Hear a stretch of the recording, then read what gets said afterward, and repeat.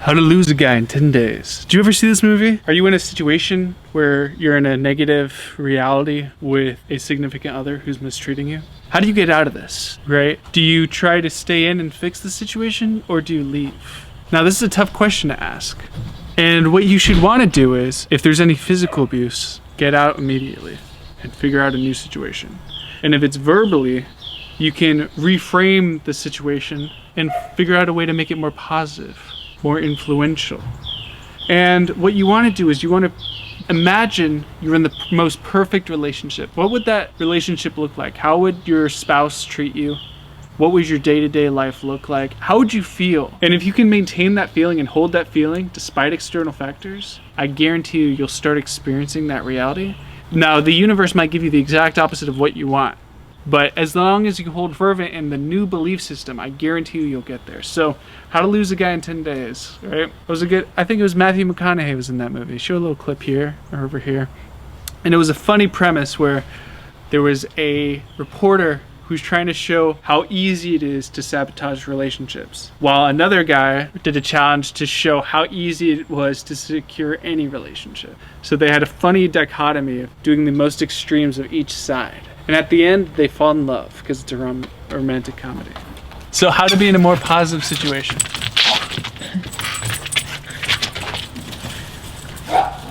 You have to change your mindset. You have to accept a new belief system of how you want the reality to be to experience that reality. So let's say you want to be in a loving relationship. What would that look like? So this is often called the law of assumption, where you assume the reality you wish to experience. Despite external factors, you end up drawing in that new experience into your reality. So in a most ideal situation, a most ideal relationship, you would wake up next to that person. They would be very kind and loving. You would go throughout your day, maybe go on adventures with that person. So you want to try to visualize what that would feel like on a daily basis.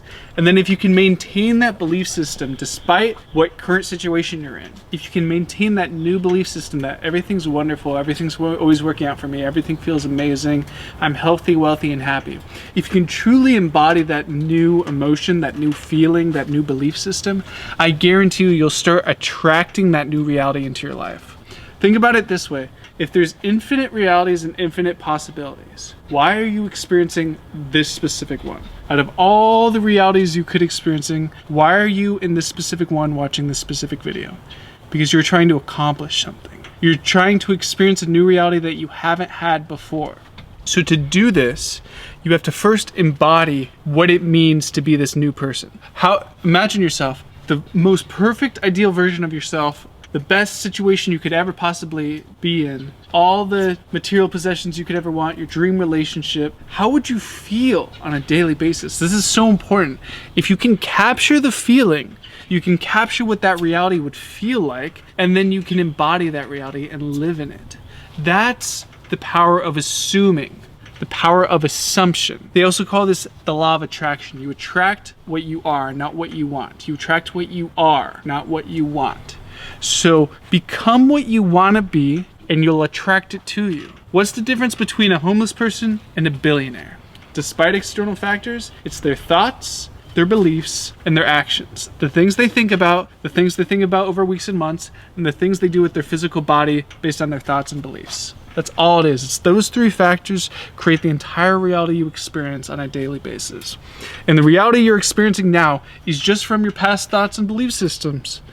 And if you want to create a new reality, there's a time delay. So you have to maintain this new belief system that you're already in your ideal reality. You're already in this desired dream world, this dreamland, this perfect version of what you'd like to experience. How to get rid of a bad friend 101. So it's the same thing with assumption. I want you to assume they're the perfect friend. Assume that they do all the right things, they treat you how you'd like to be treated, and you realize that anyone in your experience, anyone with consciousness, is just a self-reflection of your own consciousness. Remember, we all originated from the same single-celled organism, or if you believe in Adam and Eve, we all originated from Adam and Eve, which means we are all the same consciousness having a brief human experience. So once you can recognize that everybody in your reality is just a reflection of you, You want to treat them how you'd like to be treated, and you want to imagine the best version of themselves, how they would act towards you.